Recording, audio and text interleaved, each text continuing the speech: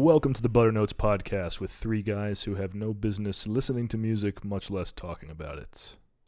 All right, welcome back to the Butter Notes podcast. This is your co-host Jim speaking. I'm here with Jake and Tone, and today we're going to get started on what is sure to end up being a pretty long series, which will be a deep dive into Frank Zappa. We're going to start out today with the original Mothers of Invention stuff, which, Jake, I believe you'd never heard any of this stuff. Is that right? That is right. This is Jake here, by the way. And yeah, this is the first time I'm hearing this stuff, and there's no reason to say it at that point, but yeah, it's the first time I heard this stuff. So I listened to Freak Out and Absolutely Free of my own volition like a couple weeks before we decided to do this, and then since we decided to do this, James was like, we have to plan an episode, and I was like, yeah, might as well, since it's all fresh, or some of it's fresh in my mind. But James has been hounding me to do this for a while, so I finally caved, and I don't know. Yeah, I know it's worthwhile though. This stuff's good. This stuff's cool. Yeah, I mean, I'm a pretty casual Frank Zappa fan, so I'll occasionally suggest people check it out if I think they'd be interested. But, yeah, I really had to persuade James to do it. Actually, I'm a way bigger Frank Zappa fan than he is. Yeah, and this is Tone, and Jim and I have known all this shit for literally 14 years. So long time. This is part of our DNA. 90% of Jim's musical DNA is Frank, so he'll have a lot of I'm gonna have some critical things to say about some of these albums, and Jim is gonna have like incredibly strange and bizarre defenses of some aspects of these albums. So that'll be interesting. But I know this shit like the back of my hand. Call a fangirl, yeah. I know this shit like the back of my hand, and so does Jim. So it might get spicy.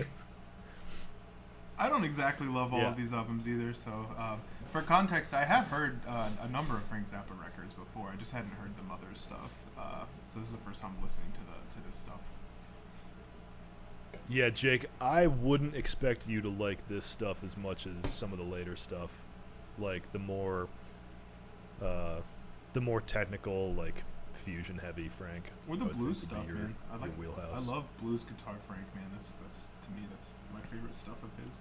I mean, it's the only stuff I really. And there's some of that in the Mother stuff, but there's a psychedelia to this early Mother stuff that kind of gets lost once Frank goes out on his own. And as we have established, Jake is utterly filtered by psychedelic music. We're gradually discovering this more and more. So I give all of this pretty solid to good ratings. Jake is also utterly triggered by me telling him that he's utterly filtered by psychedelic music. Now, boys. But yeah, we get great guitar playing right from the beginning on Freak Out with Hungry Freaks Daddy. We jump right into awesome Zappa guitar solos. It's always great because like Zappa, like that classic Zappa guitar, like isn't enormously present on a lot of these albums. But Hungry Freaks Daddy is like a classic guitar-driven Frank Zappa tune, and that's, I mean, technically the first song of the entire oeuvre if you just go by studio albums. So I mean, that's a fucking awesome. Hungry Freaks Daddy is like an awesome, like, 60s psychedelic rock tune. The lyrics are obviously political and lyrically it diverges from most 60s psych rock, but I mean, it's just a 60s psych rock tune. But then the album switches up a lot after that. Can we talk about how much of a Chad Frank Zappa is first? So the Mothers of Invention, as I understand it, existed before Frank was in the band, and then they asked him to come fill in for guitar, and in some way he was like, yeah, I'll be your guitarist. We also have to play all of my original music, and that's what happened. That's extremely alpha. Yeah, so the Mothers existed as a group called the Soul Giants, headed by what's his fucking name? Ray. Is it Ray Collins? God damn it, I can't believe it. Yeah, Ray Collins. Yeah, so Ray Collins was like the lead singer for this band, the Soul Giants. Frank gets with those dudes and talks them into playing Stravinsky-inspired Frank lines. But, dude, so I was thinking about this earlier this morning. Like, Freak Out is even very different, I think, from the rest of what we're going to talk about today. Like, Freak Out stands out on its own in such a huge way. I think it's probably, for what you said there, undertone. There's so much just like straightforward 60s psych rock on this, plus like the really heavy doo-wop influence. I think that gets lost a bit on Absolutely Free. Yeah. Like doo-wop, this is so much more just a collection of songs and compared to the other stuff. we're going to talk about this eventually anyway. Frank fucking loved doo-wop music his whole life. It's part of his DNA. And like, so a lot of people, we kind of talked about this a little bit on the Discord a while ago, but some people think he's just making fun of doo-wop on these albums, but he's not. Like, he loves this shit. No. He probably would have Oh, yeah. He probably would have continued making doo-wop music his whole career if he felt like he could have. So like that influence is overwhelming. It continues to show up. Yeah, like that cover of Mary Lou. It continues to show up all over the discography. Yeah. Well, I mean, we'll probably get on this later, but like, you know, on Ruben and the Jets, you see a lot of those tunes end up like on the live albums that just kind of get peppered in later on down the road. So yeah, Frank is obviously actually a fan of doo-wop music. Like he loves it. I think there's like a nostalgic element to it for him, and he talked about that in interviews. Frank is Frank has like kind of a reputation for being something of like a proto neckbeard figure, and some of his politics are very problematical in my opinion. But he like absolutely loved black music and championed it his whole career, including with the musicians he hired. So like that's a really important thing to remember about Frank.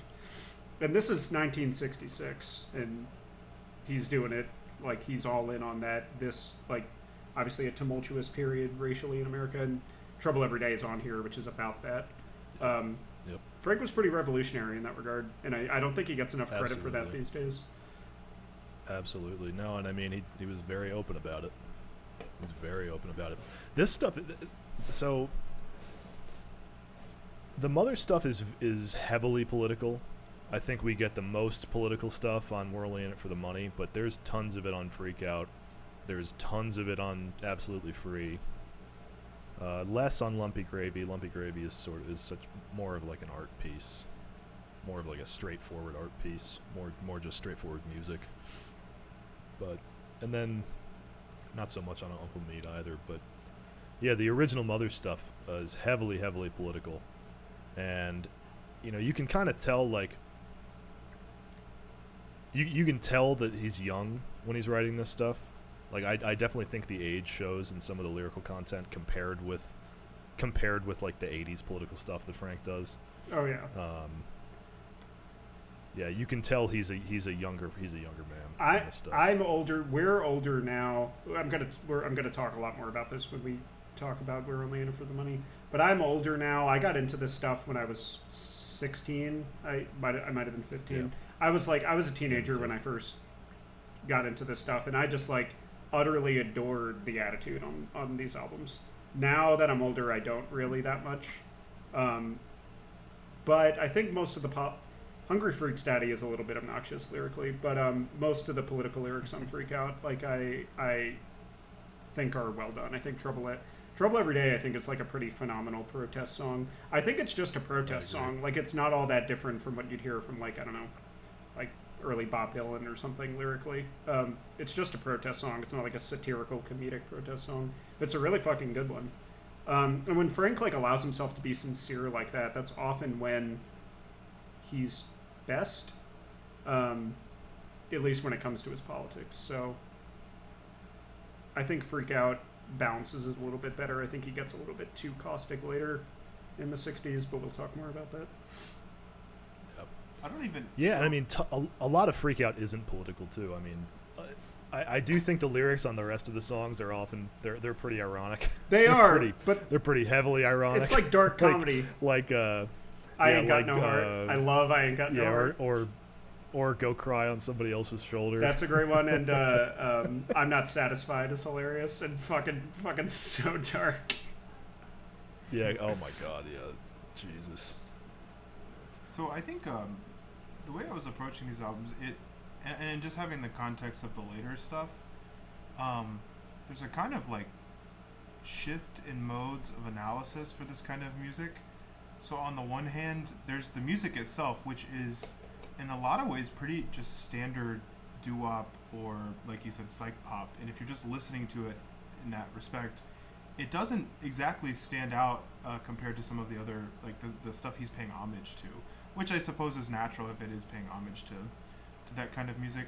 But then there's also, as you mentioned, the like social and political commentary, and so you kind of have to look at it. I think there's just a lot of different ways to kind of analyze, criticize, judge this music. One, just the music itself, and then two, the presentation of the music, and then also looking at Frank the man and like what he stood for. Like Anthony said, his politics. I don't know. I mean, I've listened to interviews and stuff. I always just took away that he was just kind of cantankerous and anti-establishment in some way.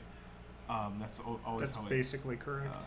Yeah, that's always and so I didn't know if there's like a unified politics other than just being a contrarian and making cutting social commentary. But I think on the later releases we're talking about today, it seems like the criticism is much more contemptuous. Like it, but I only know that because of what I've heard Frank say in interviews. Like I could have gotten the same impression from "We're Only in It for the Money," that he was just having a good time with hippie culture or something like that, versus making fun of, transient 1950s suburbia. It's a matter of knowing like the context of like Frank's, I guess, his broader socio-political worldview, something like that. Because without it, it is kind of difficult, and I think that's why some people make the mistake of thinking that this is just a parody of doo-wop and psych pop and things like that. And so I thought that was, I having heard this stuff for the first time, I kind of approached it with that kind of caution. Although I did ask, when I first listened to this, it seemed like, is he being? I was like, genuinely curious, like, was he being mean-spirited about this or not? And you guys said no. Of course not. Sometimes, yeah. Yeah, and so that's that's always really interesting about satire is like, I think in art is like I don't know, the messaging has to be right, and you have to be, I guess, really careful with the way you clarify your stance publicly, because people get, it's really I don't know, when you inject layers of irony into something, it is really difficult to tell, am I being serious about this or being serious about not being serious about this. I don't know that Frank always did that, and I think some of the confusion regarding him, I mean, he didn't always make himself abundantly clear where he stood on certain issues. He would say things in interviews one time and then another time, like as a persona. I'm sure his opinions can change over time, but as a persona, I think he's a bit mystifying and confusing to people, and that's maybe why some people. I had that sort of impression when I first listened to it, and that's why I asked about it. So I just think that's another like mode of analysis when listening to this music. Because if you just talk about if we were just here talking about the music itself, it's like, yeah, it's some pretty cool doo-wop music, and we could just kind of end it there. You know what I mean? Yeah, I mean, there's more than just the doo-wop too. Like, you get Who Are the Brain Police, you get Help I'm a Rock. I love Help I'm a Rock. Help I'm a Rock is that's so rock. Unique, dude. Help I'm a Rock is 100% krautrock. Before krautrock even really started. That's totally right. Yeah, that's totally right. You know what Help I'm a Rock actually always reminds me of is Swans. When I hear Help I'm a Rock now, I think there is like just the constant repetition, the constant rhythmic build. Swans and like Tago Mago era Can. Yeah, totally. I only heard that in Help I'm a Rock retrospectively because, like you said, we've been listening to this shit since we were 15, 16 years old. I remember I was probably like 18 because that was around the age I got into like shit like Can. When I was like 18, and I remember I went back and listened to Freak Out and listened to Help I'm a Rock, and I'm like, holy shit, like this is Can, but this was like before Can even existed, like only slightly before. Yep. But yeah, it's pretty revolutionary stuff. Yeah. Yeah, and I mean, then there's Son of a Monster Magnet, or Return of the Son of Monster Magnet. That Music Concrete stuff, yeah. Yeah. I think all I mean, and I think this will come more into play when we talk about Crusing with Ruben and the Jets, because that's much more of a straightforward album musically than this one. This one's still pretty eclectic and surreal. Because you can't help but notice unless you're James, but you can't help but notice the lyrics the first time you listen to it. And so that kind of gives the game away. But again, that's obviously, it's not just doo-wop. There's all these other influences on it, but I think it's revolutionary as a kind of like artistic statement more than the music and composition itself. I mean, that's also like really good, but you see what I mean with like when I think that's especially true on Freak Out. It's going to be less so on Absolutely Free. Yeah, because Absolutely Free is much more radical. because we get than the Freak Out. last two tracks, It Can't Happen Here and The Return of the Son of Monster Magnet, are completely unnerving. There's another track I later love on It in Can't this Happen discography that's one of the most unnerving things I've ever heard, I think. But those two are such a real departure from what I was listening to prior. I think I said, and this is just my impression. I don't know if I mean, you guys know the music better than me, but my impression was that Absolutely Free and Freak Out are more more similar than dissimilar. I felt like if you remove the last two tracks from Freak Out and played them back to back, I thought they were on par sonically and thematically. But Zappa claims a conceptual continuity across all of his material. How perceptible that is, if you're not in Frank Zappa's mind, is debatable. But yeah, they're like that is definitely true, Jake. I figured we'd talk about the conceptual continuity thing at some point. I think it's kind of cloudy. Yeah. But I think it's there in certain albums. Like, it's definitely there between Lumpy Gravy and We're Only In It For The Money and Civilization Phase 3 in particular. Like, there's so much of that material across all three albums is just, like, spliced in different ways to work out. I mean, that was Frank's thing in general, too. Like, there's so much splicing and cutting things up and rearranging it. And Lumpy Gravy is like a musical collage. Yeah, we're only in it for the money. Yeah. We're only in it for the money, Lumpy Gravy, and Uncle Meat, and maybe a fourth one, where it's like all gonna be like one album that he was gonna call No Commercial Potential. Yeah. And he said in interviews later that like it was supposed to, basically it's all one album. I don't know how. Again, I don't think that that's 100% perceptible, but Frank definitely claimed that it was. And I trust his own interpretation of his work. Frank, yeah, exactly. Yeah, Frank's difficult to penetrate, man. I mean, I don't know. Frank's a once in a 100-year genius. Like, I had the musical mind on display here is fucking staggering. I knew a guy in grad school who would say something like, "I'm on 12 layers of irony at any given time," and that's kind of how I feel about Frank. Like, it's hard to pin him down. Oh yeah, there's guy a who tension said it was in Frank. serious. There's a tension in Frank between just like being like a cynical like observer of politics and just basically like deriding the world. There's a tension between that and like actually wanting to like influence the world positively.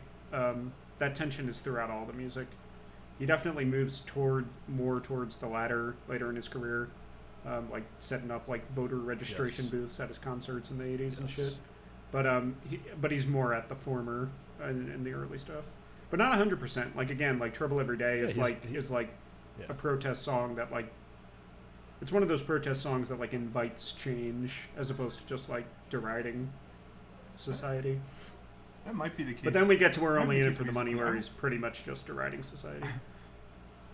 I've watched some interviews of Frank's closer to the end of his life, and I mean, I can understand it closer to the end of his life. I mean, that was probably, he was not in good shape, but still seemed to be pretty cynical as a person, at least in interviews. I mean, I wouldn't want to talk to the mainstream media either, I guess. It just like, I don't know. I guess I can kind of understand the attitude that someone just going to get you for a quick news segment and just asking you these completely banal and uninteresting questions, not making an attempt to get your music or something like that. But maybe, it probably did change musically, but I don't know if he ever changed personally. I'm not sure. Again, it's difficult for me to pin him down. Not that I want to or anything. So one thing I think we have to put in context here, if we're going to talk about Frank's politics, Frank's politics so much come out of one experience he had pre-Freak Out. He's living in California, and he bought this recording studio, named it Studio Z, and it's a pretty conservative little town in California. It wasn't in LA, and was that when he was still in Palmdale? I guess the town.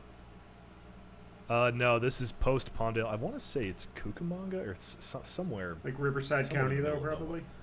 Somewhere in the middle of nowhere. Okay. And so I guess the locals were not very appreciative of the hippie that moved in and opened up Studio Z. And so the police, one of them goes undercover and contacts Frank, and he's like, I'm having a stag party. I want you to put together a porno for me and the boys. And Frank's like, well, I don't do video editing, but I can make you a record. And so he brings in all these people, and he just records a bunch of people making sex noises on this record. And he gets arrested for this. He gets arrested for it, and he goes to jail for like 30 days. This is before he gets hooked up with the Soul Giants, and he says a few times, he talks about it in the real Frank Zappa book, and then in a couple of interviews, his politics pretty much got formed then and there. Everything after that comes out of that formative experience where he got put in jail for recording people making noises. Being entrapped, yeah. Yeah, being entrapped as well, absolutely. Yeah, and I mean that side of Frank's politics, I 100% am on board with, like his radical social libertarian politics, or politics I personally share. I also think that like one core of Frank's politics is basically, I think he's like extremely meritocratic in his worldview, and that just increases. Definitely. In some ways that manifests positively, in other ways it manifested very negatively. But I guess we could maybe we probably want to talk more about that when it becomes more relevant, like in a lot of times in the 80s material. Yeah, the 80s stuff, like the politics in the 80s stuff is much more on the ground. This stuff is still more like dealing with a kind of general dissatisfaction with the social milieu in the 60s, I think. Frank's an angry young man here. That's very much on display. Yeah, we're all still angry young men at heart. That's why we identify with this at some level. I absolutely. Yeah. I certainly used to. I don't as much now. And when it comes to We're Only In It For The Money, I identify with it very little now. But let's move on to Absolutely Free. Yeah. So, Absolutely Free comes out the year following Freak Out, and I think they were in New York when this was getting recorded, because they moved to. So, they got started in L.A. and they moved to New York because they're going to get more gigs, basically, because there wasn't a lot of stuff for them to do in LA. So they moved to New York. They've got this residence at this place called the Garrick Theater in I think it's in Greenwich Village, and they're doing these crazy stage shows where half of it is like improvisational sketch comedy combined with this oddball musical accompaniment, and sometimes that's Louie Louie for 4 hours, and other times it's Stravinsky and Perez inspirations. They would do full-blown plays, like on Ahead of Their Time, which that show that's on Ahead of Their Time, it's like this satirical stage play. Like what they were doing on stage in the 60s was like insane, like unprecedented, like then or now. Like it wasn't always good, but even when it wasn't good, it was like super adventurous. Like a lot of times with Lumpy Gravy is an example of this, and we'll talk more about that. But like, even when it doesn't always pan out with Frank, like I can pretty much always respect just like the sense of adventure and creativity that like with all of his stuff. Definitely. And what's interesting about that, so with the Mother stuff in particular, and I think that you get a lot of this on Absolutely Free, like this stuff is more collaborative than we'll ever see again from Frank.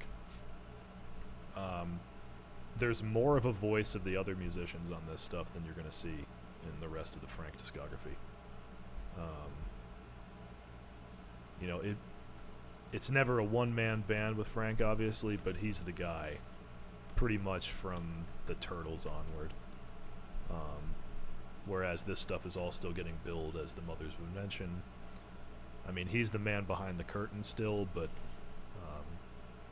there's a lot more character, I think, of the other musicians on this stuff. Yeah, like a lot of the vocals are like kind of like crosstalk. There's like a state. Yeah. I mean, they did, as I said, they did full on plays on stage at some points, but like even like on a lot of Absolutely Free, like a lot of the vocals kind of come across as like sort of like a bizarre off the wall like a radio play almost, especially on Brown Shoes Don't Make It, which is kind of his opus. A lot of people consider Brown Shoes Don't Make It to be like perhaps his like first like fully formed opus, which I think is probably right.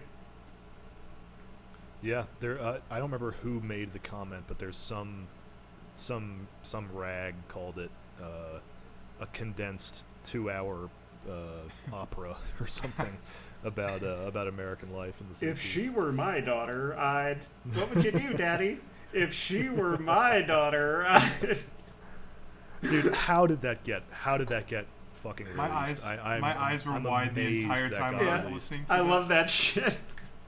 Yeah, Brown Shoes Don't Make It, dude. That is some of the most radical shit of all time, and it got released at a time where it's amazing that anyone allowed it to happen. From Verve too, because this is a time where it would have been. Yeah, absolutely, man, and Tom Wilson, the producer. It's amazing they let this stuff get out there. I mean, they would come up with weird little gripes, like there's some stuff we can talk about with We're Only In It For The Money, but they got a lot of freedom on this stuff. Yeah, Verve is a jazz label, and I mean, jazz was on the vanguard of the counterculture, honestly, ever since it started. That's true. Very much with '60s free jazz was kind of in its golden age. To be fair, there was a cultural revolution going. I would be even more surprised if stuff like this got released in the '50s. Like that would have been. So, but yes, there was the cultural revolution going on in America right now, but there was still so much authority. There was still so much. There was still a huge attempt to push back against it from the establishment, and the establishment had a lot more leeway in the '60s compared to, like, I think we talked about this in the Bungle episode in the '90s. Like, I think they had a lot more leeway in the '90s compared to the '60s, '70s. Yeah, watch Mad Men. I'm just surprised. That's how it was. Yeah, absolutely. Yes, I'm just seriously. surprised that something like Woodstock wasn't even allowed to happen. Like that's I don't know. To me, it's not as yes, it is pretty surprising. Well, I mean, especially the content of Brown Shoes, whatever. That's not. I don't know. That sort of thing has never been cool, and I don't know that it ever will be cool. So that is. This is so much more outwardly subversive than something like Woodstock, though. Like. Yeah. I think we talked about this in another episode. We talked about that essay, Slouching Towards Bethlehem, talking about how the '60s free love hippie movement devolved into a kind of deranged, psychedelic fueled self-gratifying nightmare. Hedonism, Yes, and this stuff is getting at the establishment in a way that I think is much more genuinely subversive. Yeah. There is some continuity between Joan Didion and Frank as like kind of conservative but also radically anti-establishment figures. So right. And the suggestion of it being the criticism of the hippie movement is that it became part of the establishment in some way. Yes. Like controlled opposition that's exactly or something right. like that. I think that's exactly right. Yeah. Yeah, but talking about the music too on Absolutely Free, like I love all these songs, man. Plastic People is like, talk about caustic social commentary. Like, I don't know. Plastic People doesn't do as much for me as it does when I was 20. Don't lie. Don't lie. You're cheesing right now. No, like, look, I love this. I love this stuff. I'm the fucking world's hilarious. Biggest. Sometimes I get really mad at fangirl. random people, and I need to blow off steam listening to something like everyone's stupid but me. I don't care. I think carry it out in the sometimes- world, but I'm glad there's yeah, an but- outlet for that. I think everyone has that kind Yes, of but feeling. sometimes I think the dissatisfaction and the anger can get pointed in directions that aren't worth pointing it. Well, that's why people confuse it and say that he's just being mean-spirited or something. Just being like that's who Frank Zappa is. He's just this cantankerous grouch, and I think But like there's also there's other context in the rest of the discography that's going to change that. after Plastic People, we get the sidelong opera about vegetables, which is just pure absurdism, and like I adore so much. I fucking love Side One. Plastic People. I do Plastic too. People. I Plastic do People too. was kind of the low light of Side One, honestly. After that, we get the vegetable opera, which I is agree, just yeah. amazing. I agree. Yeah, I fucking Duke of Prunes is sublime. Oh yeah, that guitar solo. Invocation and Ritual Dance of the Young Pumpkin the is Young sublime. Pumpkin, yeah. That's like, would you say that that's Zappa's first great guitar solo, or would you put that on which on one? Young Invocation. Pumpkin, yeah. That is a great guitar solo on Young Pumpkin. I think Hungry Freak's Daddy is the first big dog. Yeah, it is an awesome solo. That's a killer solo on Hungry Freak's Daddy.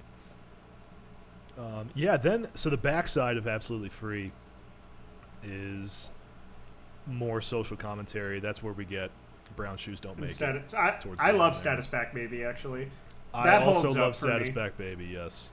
It does for me, too. It's kind of a it's basically the same lyrical content as Bobby Brown, 15 years before. I thought, I had that exact same thought in the car this morning when that song was playing. I was like, we're going to get this a little more fleshed out and a little more vulgar on Bobby Brown in 78. Like his takedown of like the 50s football jock. He definitely had a beef. Yeah, he definitely had plenty of beef about that caricature.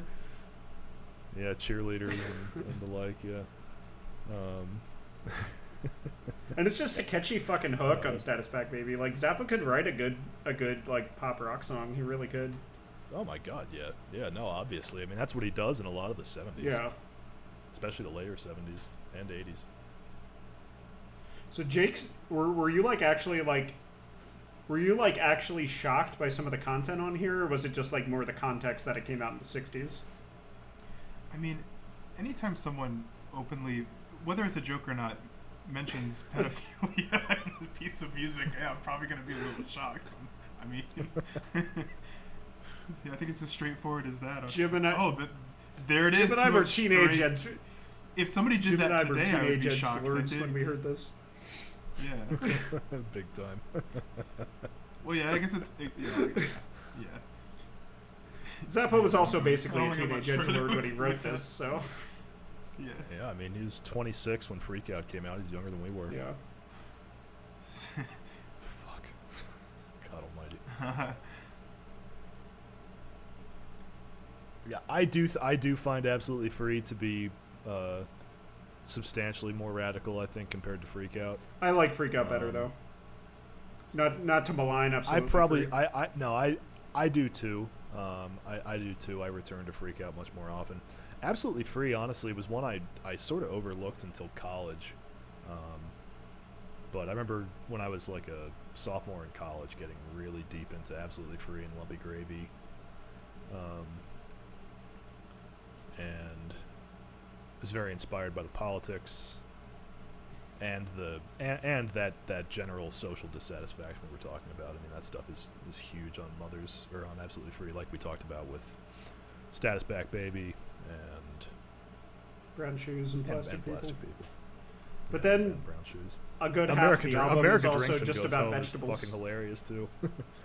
Yes, America Drinks and Goes Home is fucking hilarious too, though. That is classic, yeah. With there's that extremely omnipresent sample of the ice clinking in the glass. Frank is funny as fuck, yeah.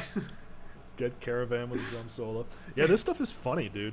I mean, all of Frank's stuff is funny, but this stuff it's more absurdist, I think, than a lot of like, especially like the late 70s and 80s Frank humor. The Potion. Talk about a blood filter. Yeah, I guess I'm filtered then. Let's move on to We're Only In It For The Money, because we've kind of been alluding to it for a while. We have to move on to Lumpy Gravy. I was going to ask, this came out first? Yes. We're Only In It For The Money, I believe, came about as part of the writing process for Lumpy Gravy, I think. Is that correct, James? So, actually, never mind. It looks like We're Only In It For The Money is first. Dude, it changes. If you go on Wikipedia and other places, it's different. I think they're part of the same writing session. I'm pretty sure. Yeah. Let's see here. I mean, yeah, so much of that stuff is related. Something I was going to mention that's difficult for people to classify. So some people, I mean, I don't know enough about the billing, but so sometimes people say this is the Mothers of Invention, and then it'll be Frank Zappa and the Mothers of Invention, or Frank Zappa with the Mothers of Invention, and then other times it's just Frank Zappa for all the same all these albums we're talking about. Lumpy Gravy is a solo album. It's not a Mother's album. It was his first solo album. Yeah, it is. All right, so We're Only In It for the Money is March 68. Lumpy Gravy is May 68. Oh, interesting. Yeah, Frank, obviously, we haven't said this outright yet, but like one of the most prolific recording artists of all time. He's up there with guys like Miles Davis and who else is absurdly prolific? Zorn. John Zorn. Yeah, Zorn. Just a relentless catalog. Constantly releasing music. King Gizzard's getting there, I think. At least 5 albums. They put out a lot of albums, yeah. For sure. Yeah, We're Only In It for the Money. I bought an original pressing of this about a month ago and was really excited to listen to it again because I loved this album a lot when I was younger. Then I listened to it again and it really put a bad taste in my mouth, this thing. Like, the attitude on it is not for me anymore. I've outgrown it. Or to not have a value judgment, I don't necessarily want to say outgrown it. I personally, Anthony, have outgrown it. I don't want to malign it too much, but this album put a bad, like the attitude of this album definitely rubbed me the wrong way as a 29-year-old in 2022. I still love this stuff. There are moments I think that get a little bit too dark for my taste. But I love Who Needs the Peace Corps, Mom and Dad, Bowtie Daddy, What's the Ugliest Part of Your Body, Absolutely Free. I mean, this stuff is crazy, crazy dark. Crazy The dark. music is really radical and super creative. Nasal Retentive Calliope music. Was Nasal Retentive Calliope music the song you were going to say was unsettling, Jake? No, it's the telephone conversation. In the middle that's like also after Mom and Dad. That's interesting. Yeah, is that what you're talking about? There's a lot of really bizarre tape manipulation all over here, like Hot Poop as well. The phone conversation, it's like NPCs in a video game having a conversation with each other. It's just like two people talking past each other the entire time and like interrupting each other with non sequiturs, and the person will respond to it, but the response has nothing to do with the non sequitur in the first place, and it just keeps layering that way. Because it starts with Frank calling, and then he says, please hold, and then he's like, he's got a gun, he won't be able to find you there. And then she's talking to some woman, even though he asked for some guy, and she's talking to some woman, and she's like, and your father said, what did he say? I'm like, well, that's all right then. And it's just like, it's freaky, man. That's a continuation of a lot of the stuff on Lumpy Gravy, and then down the road on Civilization Phase 3. Frank learned that if you had people talk next to the piano, then it would sound unique. And so he would record people just having these off-the-wall conversations next to the piano, because you'd get the strings to reverberate and get picked up by the mic. So those are basically just, like you said, non sequitur conversations. Yeah, he would. That are like he would tell people, half improvised, and he would tell people like basically just like make up some weird stuff and talk, and I'm going to record it. And he got a lot of mileage out of those sessions. They're on here. They're all over Lumpy Gravy. They're like half the album of Lumpy Gravy. And they're also like about half the album of Civ Phase 3. Yeah, it doesn't put me off personally. That's the emotion I associate with it. Like, that's what it makes me feel when I listen to it. I think it's pretty cool. It's just extremely, extremely unsettling. Yeah, it's like dissociative almost. You're like, where am I right now? Yeah. This is weird. And Chrome-Plated Megaphone of Destiny is like full-blown music concrete, tape music. It's really radical stuff. And it's almost 7 minutes. It's like one of the longest tracks from these early albums. And that's nuts. So I'm not like knocking the creativity of this album. I do think it is like a pretty amazing album in that regard. But just like the social attitude is like, it's Frank pointing a lot of fingers that I don't know if he always has a right to be pointing so much. And he was an angry young man, and that's what angry young men do. It's what I did for years. I still do it to some degree. But I'm like gradually learning, which is just part of getting older, to not do that so much, because I don't think it's a particularly healthy way to behave. And that's what this album is. It's Frank pointing a is there a big particular goddamn moment? finger. The whole album, dude. Everything with lyrics. Yeah, the lyrics are extremely, extremely dark. Who Needs the Peace Corps, I think, is still pretty lighthearted. But stuff like Mom and Dad and Bow Tie Daddy are absolutely relentless. Just so fucking ridiculously dark. And it's like, I agree. Like, arrestingly dark. There's worthwhile commentary, though, in there. There like, is. I don't...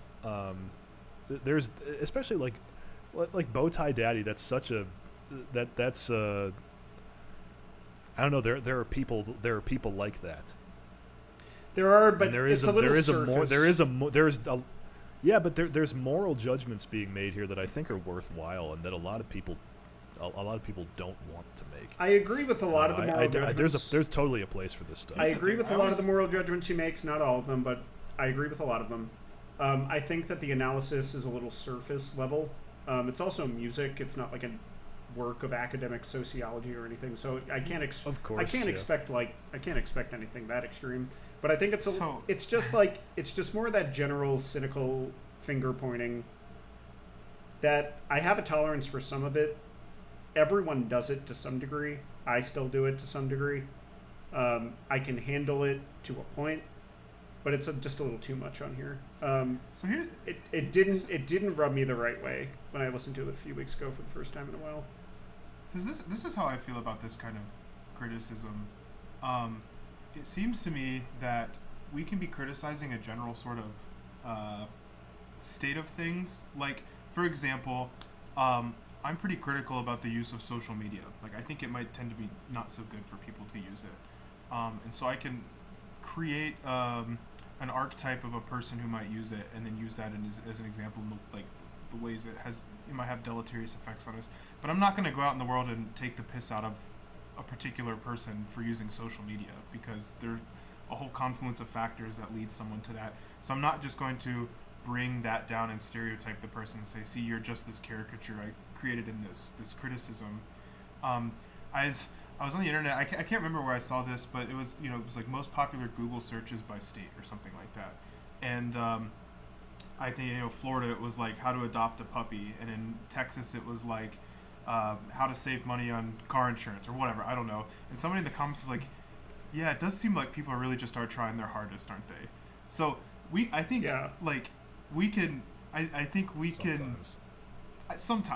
people are trying their best. I think in general people are trying their best. And my thought is that we can criticize a general state of things and like habits that we, to the most general extent, but without pointing out particular individuals and saying, like, I think that's just kind of what I'm inside. Yeah, that's not happening here, though. That's not happening here. There's nobody being called out here.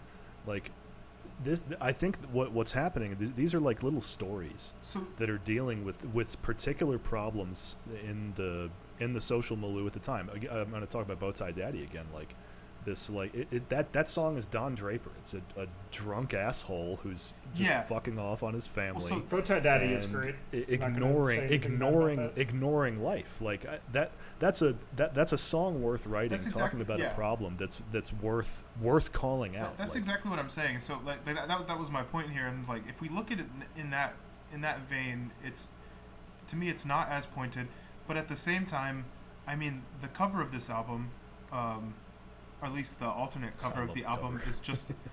But there's the other one. This one, it's Sgt. Pepper's, right? I mean, to me, it's like pretty obviously. Oh yeah. Not. That's the whole point. Yeah, that's what I mean. So it's like, see, the Beatles are doing. It's almost like, that's really reductive the way I just said it, but it's like, see, look what the Beatles have done to the youth. Look what the Beatles have done to the culture. Just this hippie, like, degrade. I don't think that's exactly the point. So what he wanted here was a negative image of We're Only In It For The Money.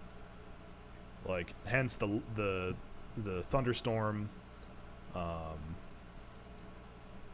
and just the general oddity relative to Sgt. Pepper's. He was definitely trying. Just a quick aside. He was definitely trying to claim that the Beatles were only in it for the money. That's absolutely what he was trying to do. It reminds me of The Sound of Music by Stephen Wilson. I don't think it's nearly. I think it's not that bad, but it's. I agree with Jake that it's sort of in that vein. But I'm not saying I disagree with any of the content. I'm trying to take a very, like, this is like a non-committal middle road, but I'm trying to say, like, worthwhile criticisms, but at the same time, we have to, I think, just for one's person, not like, I'm not worried about a public discourse thing. Like, for one's person, not taking this stuff so seriously that you go out in the world and you look at some dude with long hair smoking a joint and you go, you're ruining the country, that kind of thing. You have to like be really careful about doing that. That's what I mean. Yeah, and I don't think that's what Frank thought either.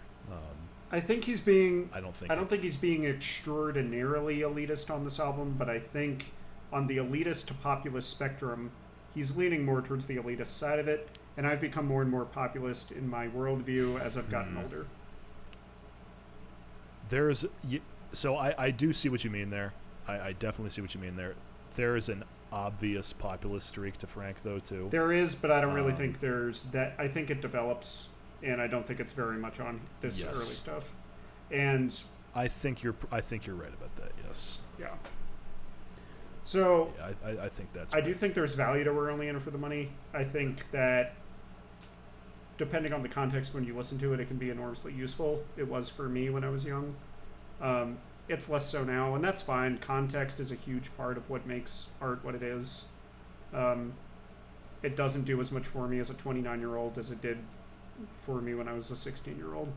And that's fine. It's not really the fault of the music necessarily. Angry 16-year-olds need to have art that appeals to them as well. So I'm not like trying to shit on it, and again, like musically, it's a really, really radical and creative release. I think that it was just kind of disappointing for me, honestly, to hear something that I really loved when I was younger and not like it as much, because that doesn't normally happen to me. I tend to like more stuff as I age and not the opposite. So it was just kind of unfortunate for me personally, and I can only speak to my own personal experience. Yeah, this is also what I mean about when you couch things in so many layers of irony, you open yourself to this kind of thing. Like, it's really difficult to tell if you're just, because I mean, there's a way to make this, and maybe he's done it. I mean, I guess this is an open question. It's not like we've settled anything in this conversation here, like definitively, but it is difficult to tell when you couch yourself with so many layers of irony, the difference between just making a astute social commentary versus being angry about something and just venting out into the airwaves. It can be clever in both ways, but the intent behind it is important. And I think that's, to me, here's a criticism I have about like the post-ironic comedy that a lot of younger people are interested in. It's like, I don't know, it kind of becomes difficult to tell when you're making a point, but it also becomes the very thing that you're parodying. It almost becomes a self-parody in a way. And so it's a really difficult, it's a fine line to walk, I think. I still think it's an open question. I do agree with a lot of the messaging in this, but I understand where Anthony's coming from. Like, I get that as well. Like, I can feel some of that. It does feel kind of mean-spirited sometimes. And when a lot of people come to that conclusion, I don't think it's just a knee-jerk reaction. Some people listen to it and go, that's kind of harsh, maybe, a little too harsh, or something like that. Yeah, I mean, I think there are moments that are that way. Like, Harrier Beast is pretty fucking mean-spirited. Yeah. Or is it? I mean, I don't know. It's hard to tell. It's ironic. What's the ugliest part of your body, I think, is... I think Frank's on a high horse that I don't think anyone really should be on What's the Ugliest Part of Your Body. That song in particular has rubbed me the wrong way in recent years. See, that's one that I connect with probably more than ever is Whirling, or What's the Ugliest Part of Your Body. You're talking about the part at the end, right? The whole thing. All your children are poor, unfortunate victims of lies you believe. Yeah, it's like but the implication being, as opposed to me, I don't believe the lies. And like everyone is caught up in a system of lies and social engineering and is molded by their material and social conditions. See, I mean, I've done a lot of reading. I've done a lot of reading about politics and sociology and philosophy in the past few years, and I was just like, this stuff is surface level. I've learned more. I've grown beyond this kind of shit. And again, it has its use. It has its emotional impact. It has its audience. I'm not shitting all over it, but it's not really for me anymore. It's good that there's an outlet. It's good that there's an outlet for this sort of thing. I just think, in general, the kind of criticism that I like is one that tends to humanize the issue at hand and recognize that the situation is more complex than it might appear. Yeah, like, go back.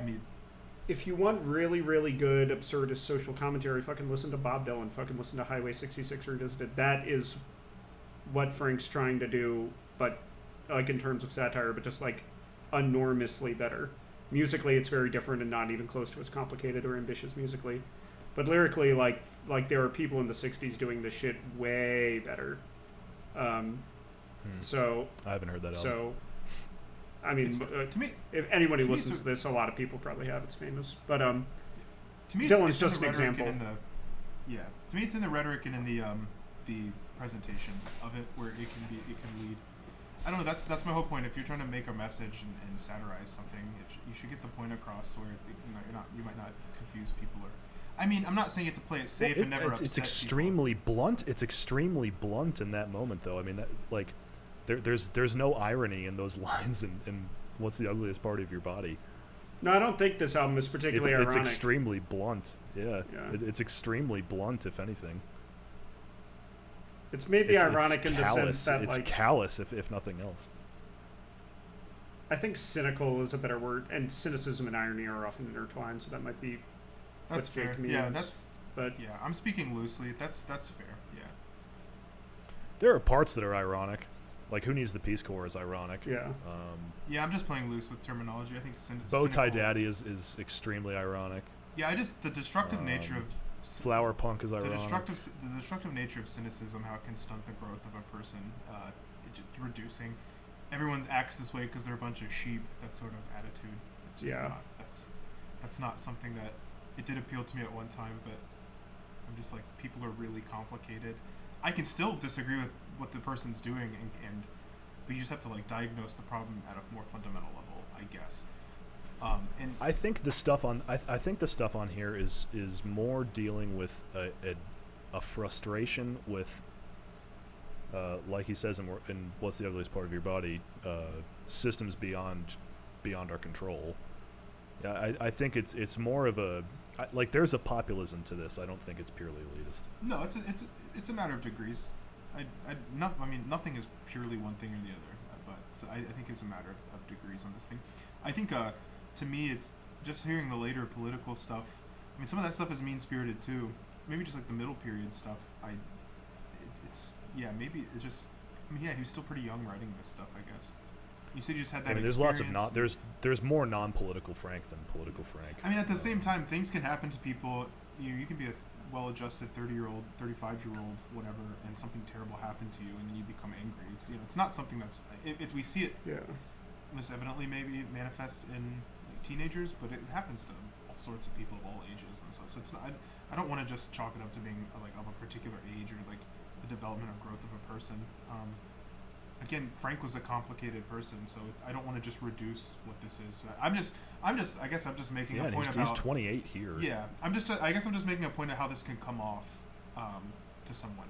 Like you have, like it's a really fine line to walk between like making a useful, like practical commentary and just shitting on something. For sure. Without much. That's true. I would probably still say that I like We're Only In It for the Money. I think it's a valuable album.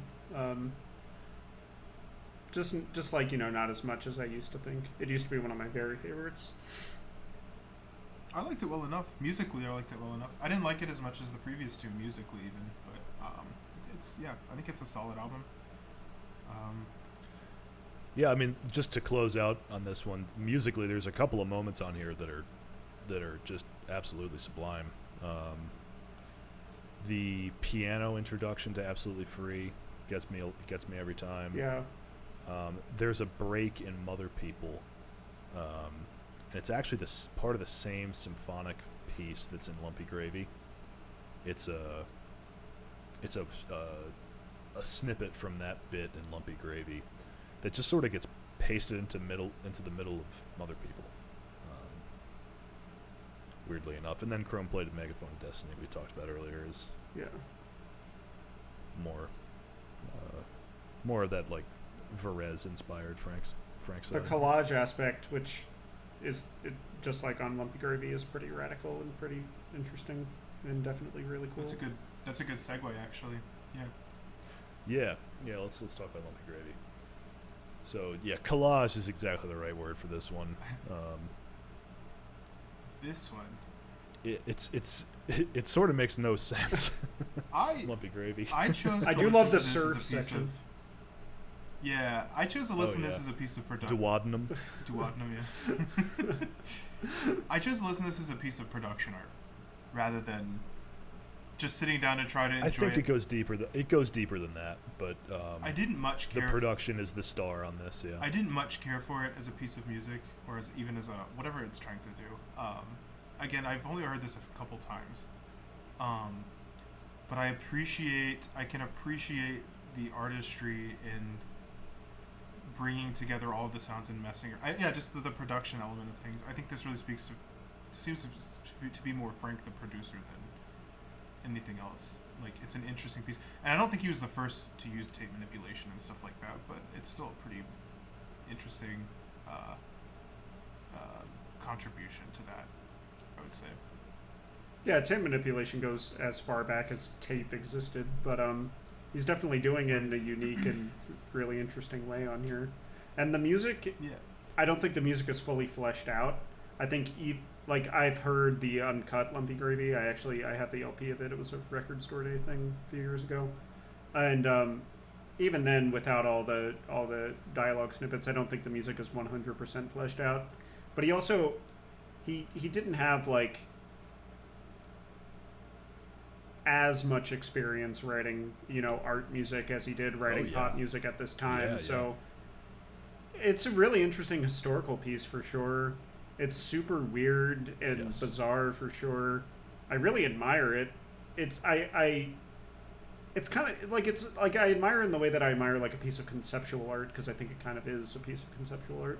So that's what I was trying to say. Yes. That's right. I enjoy what it is more than I actually enjoy the piece itself, kind of. You said that better than I said it. Yeah, that's exactly what I was trying to say. I think that's pretty much what he's going for here. I think that's pretty much what he's going for here. Like, it's not it's not meant to just be, like a pleasant listening experience. Oh, it's not.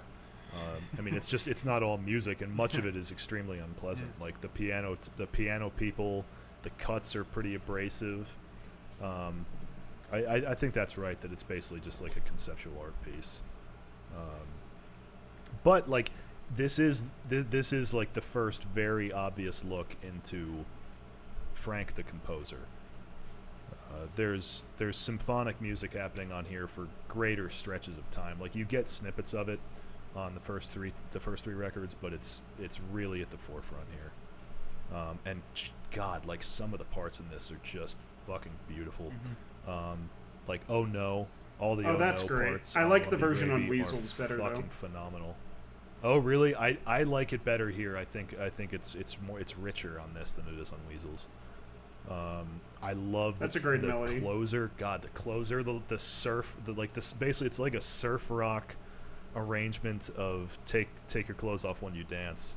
It's fucking beautiful. Yeah, no, there's a lot on this that I really like. Like, I Lumpy Gravy, I would honestly it's weird because it's like not something I really want to listen to that much. But if I want to be pretty serious about how I feel about it, I'd probably give it an 8 out of 10. So, but I also don't really find myself wanting to listen to it very often. And I guess that's kind of the case with a lot of conceptual art. So, my opinion of it is mostly positive. Yeah. I don't know if that's come across, but that is how I feel. No, I think so. Yeah, I mean, again, I think that's kind of the point. Like, it's not supposed to be. Not that you only listen to stuff that's easy to listen to, but this is pretty unpleasant stuff at a lot of points. It I don't know. It kind of demands your attention in a way that that you don't always want to give, and there's nothing wrong with that. Yeah. I don't want to listen to nothing but Lumpy Gravy. Hell no. Yeah, but I would want to listen to there's a lot of like there's free improvisation stuff that I pretty much could always really be into. There's like John Zorn classical music I could pretty much always be into listening to. So it's not like the difficulty of it that makes me not always want to listen to it. It's hard to pin down, honestly. I get that. Well, the spoken word elements are weird. They're difficult to listen to. They're cool and funny. Difficult in a way that's not just musically challenging. Yeah, they are funny, like all the bits about like the Motorhead stories about building his car up, making $271 an hour, and working at the printing company, and you could buy a house the with last that back in welder on some 1968 bomber or whatever. airplane. In the very beginning, What's that, Jake? I said you could buy a house with that amount of money back in 1968. at the very beginning, the way I see it, Barry, this should be a pretty dynamite show. That's a classic intro. Yeah. Like, yeah, it is. And then they launch into Duodenum, Yeah. which I love, and which we don't see a lot. Duodenum doesn't show up in the catalog very often. I think there's one live version of Duodenum that's like, it's in something called an excerpt from Lumpy Gravy. I can't remember what album it's on. I don't think that's on one of. Is that on one that? Is that part of the posthumous catalog? Because I don't think I've ever heard that. I don't think so. I'm looking it up right now. I think it's on one of the You Can't Do This on Stage Anymore albums. That's what it would be on. Probably 5, because that has all that has the 60s disc on it.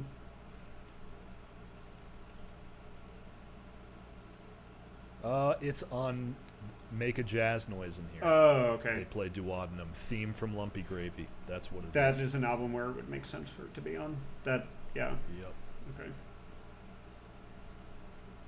Didn't Frank consider Lumpy Gravy to be like his finest work, like in his entire one oeuvre? of it? Yeah. I think it's this, Hot Rats, and Joe's Garage. He says were his proudest works. I can understand that. I'd be proud of this as an artist. Yeah. Definitely this and Joe's Garage. I don't remember if the third one is Hot Rats. Love Hot Rats. Well, Hot Rats is like kind of generally considered to be, if not his finest, one of his finest. So it wouldn't surprise me if he felt the same way. I think it's considered one of the finest of the decade, and definitely for that, it might be the finest of that year. By a lot of people. Oh, that's quite a year. That's tough. Really It'd be up there People though. who aren't into Frank. It would be some. Yeah. Damn it! I know this is on. This is an album for me somewhere. that's Anyway, really I'll difficult find to it talk later. about. Like I don't know. It's just kind of hard.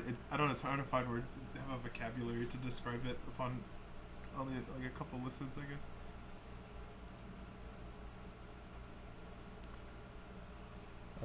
Here, I think I just found a link for it. Where are you? Anyway, we can move on here. Let's talk about Ruben and the Jets, which is definitely the black sheep of this handful Was that this we're a talking troll? about today. No.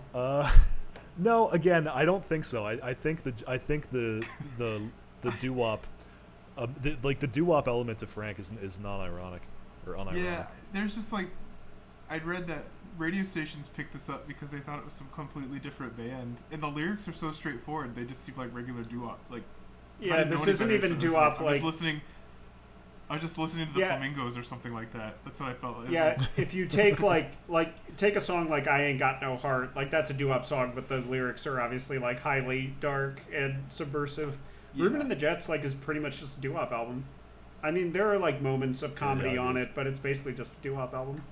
And I barely ever listen to this, but God bless Frank for making it. Honestly, I love him just doing what he wants. I've listened to this I've honestly listened to this probably only a handful of times. It's solid doo-wop. That's what I felt. It's not good. It's not bad. It's right in the middle of the pack as far as doo-wop goes. I hate to be reductive. I hate to be reductive about it. I wish there was more of a story about it just being like a big troll or something, and then we could say something about it. No, it's not. I'd like it less if it was a big troll, to be honest. Yeah. No, same. And there's a bunch of freak out callbacks we get. How can I be such a fool? I'm not satisfied. Yeah. You didn't try to call me in any way the wind blows. So we get new arrangements of those tunes. We also get Love of My Life, which I don't know if you remember it, but the performance of Love of My Life on Tinseltown Rebellion with Bob Harris on the high vocal. Yeah, that's pretty funny. Do you remember that? Do you remember that? Yeah. That shit is fucking awesome, dude. And those high vocals from Bob Harris are ridiculous. I stumbled upon that song probably like a year or two ago. Any Way the Wind Blows is like a It was fun listening legitimately to this rendition. Any Way the Wind Blows is like a legitimately good song and like pretty sincere, emotional song, which is very uncommon from Frank. Like emotional sincerity or like a core of like emotional realism is not very common from Frank throughout his entire career. But Anyway, The Wind Blows kind of has that. I think that's a really good song. So I like Ruben and the Jets. I barely ever listen to it. It might be my. It's definitely not my least favorite Frank album, but it might be my least listened to Frank album. This is definitely one of my least listened to albums. This I don't know. I'd probably like Man from Utopia. I haven't listened to that. Man very from much. Utopia I is listen to Orchestral Fragments very terrible. much. I've listened to this I don't twice. think But I have listened to it more than this, Yeah. unfortunately. I've listened to it twice. That means I've listened to Think Fish at least 75 times as many. That I album- like Man from Utopia, that but album geeks me out. again, I'm a fangirl completionist with Frank. Yeah, I mean I think that's enough to say about Ruben I the don't know what Jets. to say Like, about it. it's- It's just A decent. band Yeah, went it's on so to amazing. call themselves Ruben and the Jets, based off this fictional That's band right. called Ruben and the Jets. A real band then was formed that I don't believe has anything to do with Frank Zappa at all, called Ruben and the Jets, which is I don't think so. highly either. based. Interesting. Real quick, just this little talk bubble on the album cover says, "Is this the Mothers of Invention recording under a different name in a last-ditch attempt to get their cruddy music on the radio?" And Frank has like a Classic self-awareness and self-deprecation. You gotta and love it. Frank has his poodle, perhaps the first sign of Frank's poodle obsession with the artwork. Yes, is this the first Fido? Perhaps this is the first Fido. Oh right. That dog on the I forget the name of that album, but it has the whipping post cover on it. Or no, is that? I think that's the one.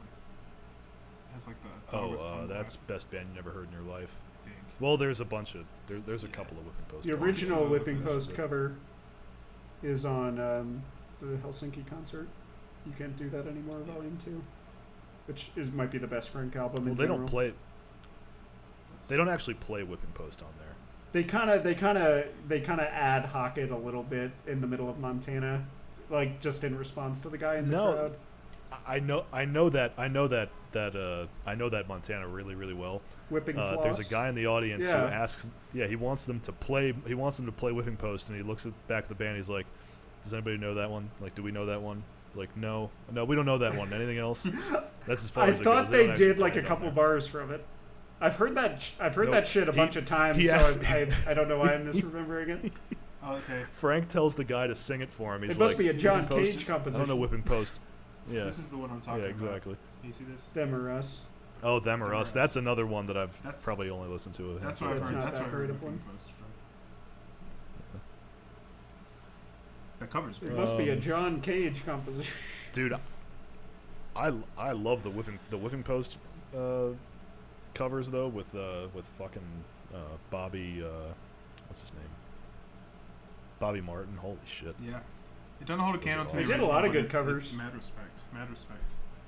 Dude, the Stairway cover. The Stairway cover The is Stairway is cover beautiful. is fucking phenomenal. Yeah. It is fucking phenomenal. Where he has the whole horn section. Do the guitar play solo. the guitar That's solo. like generally considered to be one of Frank's band's like finest moments is that cover. So yeah, it's amazing. Really. Yeah, I think it's Really? it's pretty I've highly never- regarded. I've never heard anyone talk about it. Yeah. That's interesting because I've always loved that stuff, but I've assumed people wouldn't care for it. That's interesting.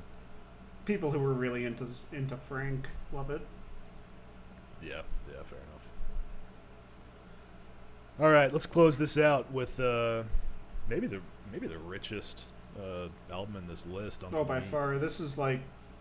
Yeah, Sometimes I think this is his best work. It's definitely top 5.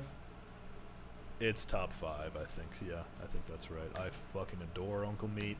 I mean, for one thing, Dog Breath and Uncle Meat, the two compositions, I think are two of Frank's finest straightforward musical achievements. Those compositions are absolutely beautiful. Yeah, the main motif of Uncle Meat is fucking awesome. It comes up a couple times throughout the album. It does, and it's such those two pieces in particular. They include these compositional. I guess I want to say like themes or motif would be a good word that you see throughout a lot of the classic Frank repertoire. You see these parallel fourths and two chords structured in a way that is just quintessentially Frank. It's very it's like the critical portion of Frank's compositional mind. You see that in Dog Breath, Uncle Meat. You see it in Montana in the interlude. You see it in Black Page. It's in like a lot of the classic Frank lines. You hear stuff that is very much in the same vein. That's playing with a lot of the same compositional ideas. So I think that stuff is extremely rich, combined with a lot of just a lot of fun, funny tunes too. Yeah, like Mr. Green Jeans is on here, which I was surprised to see. Yeah, that's the first time we see that one. Different arrangement. Sleeping in a Hot Jar Rats. is great. I never knew there were different arrangements of that. Cruising for Burgers is great. Cruising for Burgers, yeah, the original Cruising The for Ian Burgers. We already talked about it a little bit before we started recording, but the Ian Underwood monologue. I mean, the fucking alto sax solo rips, but I love that monologue beforehand. I think I have it like memorized. I could probably recite it. I love that shit. I can play alto saxophone. My name is Ian Underwood, and I like your music, and I would like to play with your group. Okay, whip it on them. I love when they play Louie Louie at the Royal Albert Hall. Fucking Louie Louie. And God Bless America. You guys know Louie Louie, right? Yeah. You've heard Louie Louie before? Yeah, but Richard. Jake, have you heard that song, Louie Louie? No, I hadn't. I'm sure you've heard it. If you heard it, you'd recognize Classic it. rock and roll. They play with that all the time. Like Plastic People. The intro to Plastic People is Louie Louie, but twisted and mangled. There are two particular moments on Uncle Meat that are like very, very unique in Frank's catalog. The first is 9 Types of Industrial Pollution, the general song. Yep. I remember I asked you once like if it was an acoustic guitar because it sounds like it, but Yep. you said it was like a hollow body like blues guitar, which makes sense. I mean, I can't tell. I can't tell. Whatever it is, that sound shows up nowhere else on the entirety of the oeuvre. Nowhere that I can. Are there any other tracks that shows up? The guitar solo on My Guitar Wants to Kill Your Mama. I think it shows up there. Something similar, which is just an acoustic guitar solo. Like you never hear acoustic guitar in Frank, really. I heard that song, by the way, just as an aside. I heard that song for the first time when I was like probably 8 years old. What song? My Guitar Wants to Kill Your Mama? Yeah, it was in a G3 concert with Steve Vai, Joe Satriani, and I think Eric Johnson was there. Yeah, they play the shit out of that song, dude. Yeah. Well, I mean, Steve Vai my dad had the obviously DVD of it. I didn't even know it was Frank until 10 years, 15 years later, something like that. Yeah, I mean, Steve Vai obviously got his start with Frank. He's a huge. The story of Steve Vai auditioning for Frank is hilarious, but it's such a great story. Yeah, that's a classic story. What was the other moment you were thinking of there, Tone? The other moment is the intro of Project X. That like super melodic. It sounds like the beginning of like a '90s singer-songwriter song. It sounds like the beginning of like a Sheryl Crow song. The beginning of Project X. Every time I hear that shit, I'm like, what is this? Like, it's not bad, but it's just like so unbelievably nothing like anything else Frank ever wrote. The beginning of Project X. Yeah, you're right. It's like this. It's pure. It's just like a really simple melodic chord progression on an acoustic guitar. On an acoustic guitar. There's another acoustic bit from Frank. Yeah, you're totally right. The beginning of Project X. That shit. It's not bad. It actually sounds great. So I'm not like saying anything negative about it, but every time I hear that, I'm like I'm thrown so much. Like, and it doesn't last very long. It like kind of cuts into normal Frank, like after about 30 seconds. Yeah. But that intro, I would have loved it if Frank would have like tried writing more stuff like that. Like I would have loved to have heard what it sounded like. We'll never know, but like it probably would have been good, you know. I mean, it's just not what he's interested in, you know. But like maybe that's just like something that's that cool about listening to his early work, is that we get is that we're getting like weird one-offs like that because he hasn't necessarily found his voice 100% yet. There can be advantages to that from an artist, you know? Yeah, and I mean, it's going to take off pretty much right after this. I'd say from Hot Rats on, that's when Frank really finds his voice. I think he's found his voice pretty much 100% on Uncle Meat. Like, I think it's, as I said, I think it's like some of his best work. But there are those weird, some weird one-off moments like that are just like show up almost nowhere else in the catalog.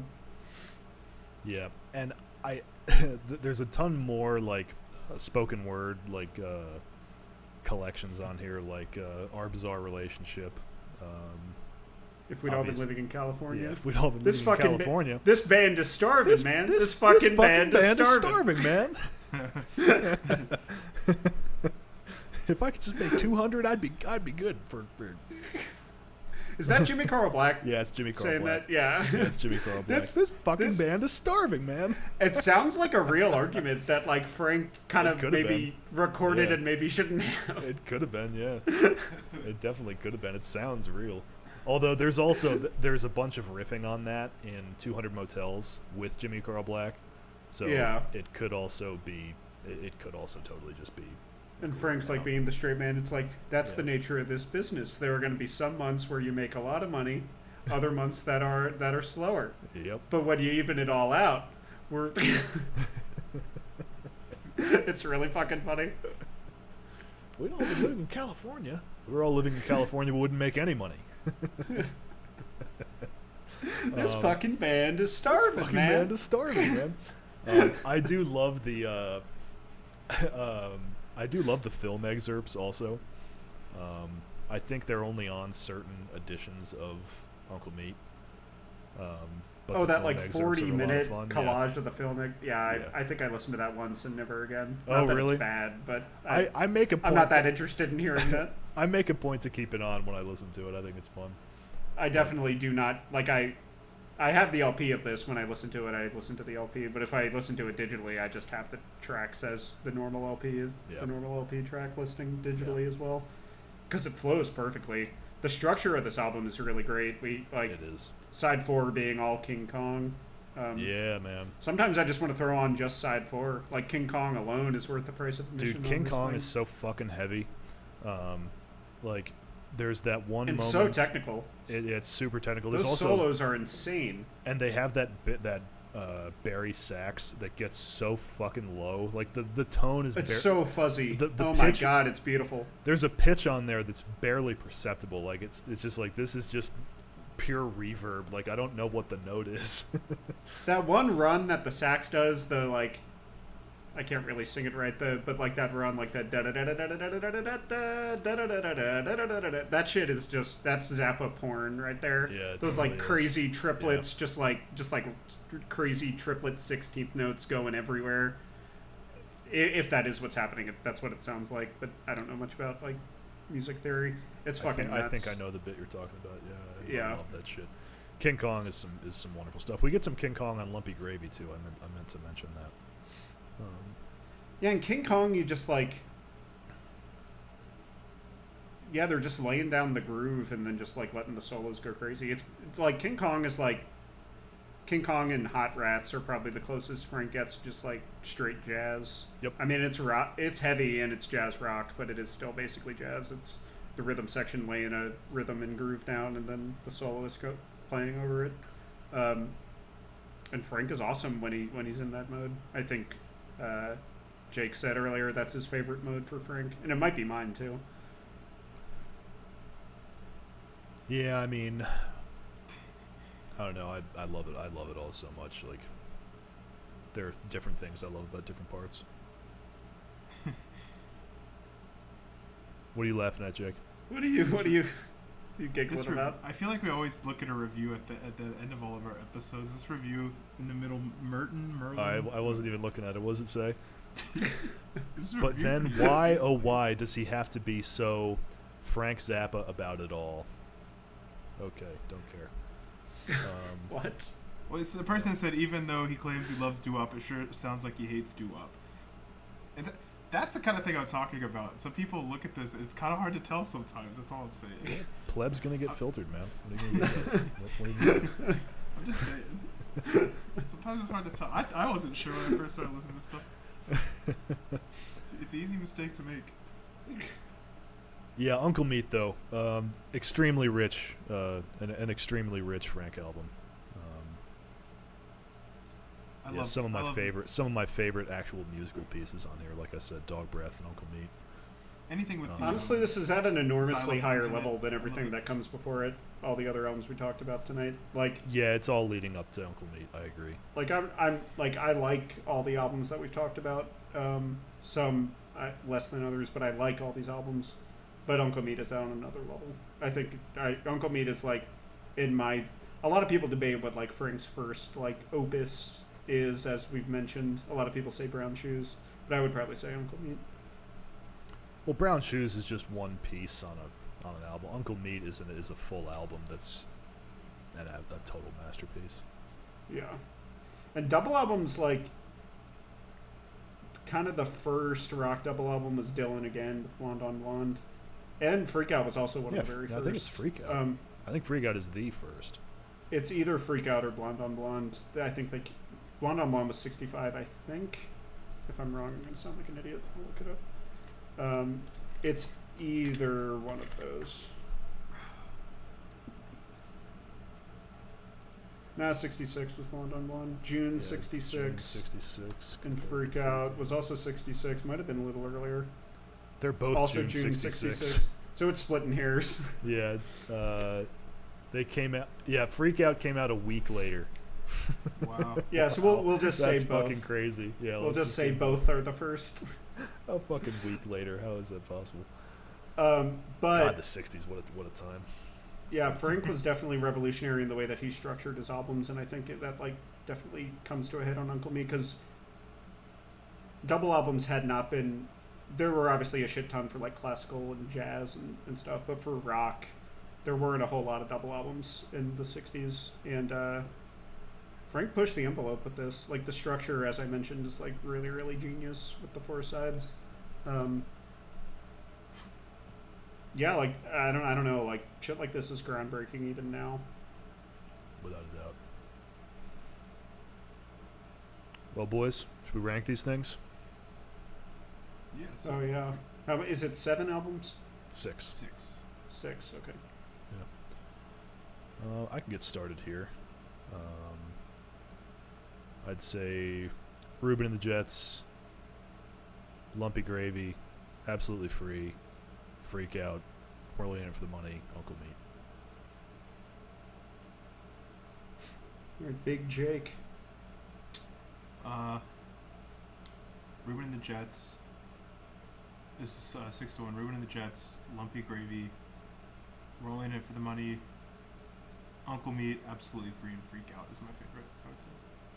Whoa, it's a bold ranking. I feel weird putting Absolutely Free and Freak Out in different places. I think they're very similar. So I felt like I was picking between those two albums and Uncle Meat.